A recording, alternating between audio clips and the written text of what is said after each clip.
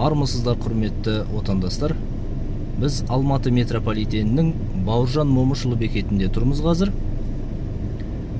Бауыржан Момышұлы атамыз Ұлы Отан соғысында қаншама ерлік көрсетіп, ірі шайқастарды батырларша жеңіп, үлкен жетістіктерді бағындырғанымен,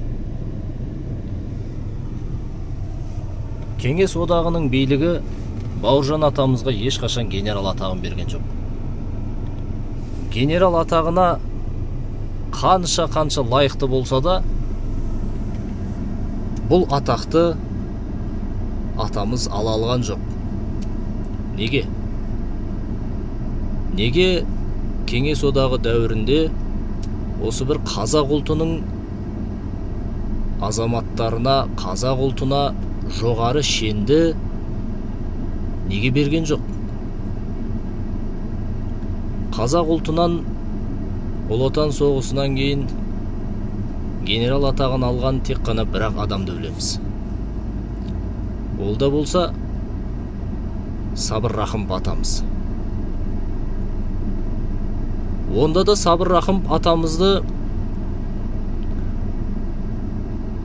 Өзбекстаннан осы жақында ғана әрең дегенде өзіміздің ұлтымызға қайтардық. Әрең дегенде қайтардық. Неге бұлай болды? Себебі Ұлы Отан соғысы кезінде Сабыр Рақымов атамыз Өзбек СССР-інің атынан кеткен болатын.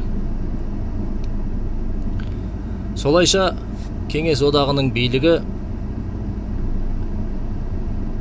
Сабыр Рақымовқа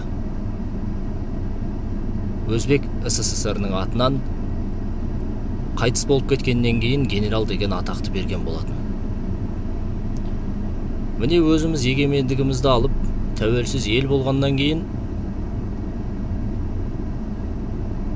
Сабыр Омарұлы Рақымов атамызды өзіміздің ұлтқа аман есен қайтардық.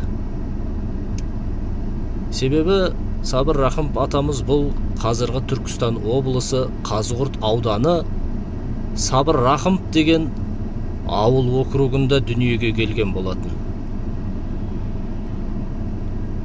Міне осылайша неге Кеңес одағы дәуірінде қазақ ұлтына деген сондай бір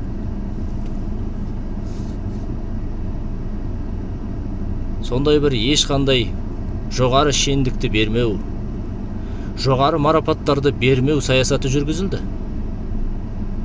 Тіпті Берлиннің төрінде Рейхстагтың басына бірінші болып ту тіккен, қаншама оттың арасынан аман өтіп, ерліктерше шайқасып, бірінші болып туды Рейхстагқа тіккен Рақымжан Қошқарбай атамыздың да мәртебесін өз орнына қойған жоқ. Керісінше Рейхстагтың басына ту тікуге ешқандай қатысы жоқ болған өзге адамдарға мәртебені де, беделді де үйік төгіп шашып беріп, солайша өзге адамдарға құрмет қошемет көрсетіп кетті. Неге біздің қазаққа Кеңес одағы соншалықты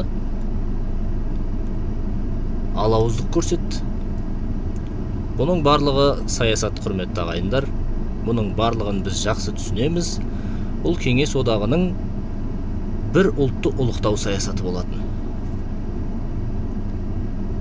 Дегенмен Аллаға шүкір өз тәуелсіздігімізді алып, өз саясатымызды жүргізіп келеміз. Алла тағала осы жолымыздан қайтармасын. Тәуелсіздігіміз мәңгі болсын, құрметті ағайындар.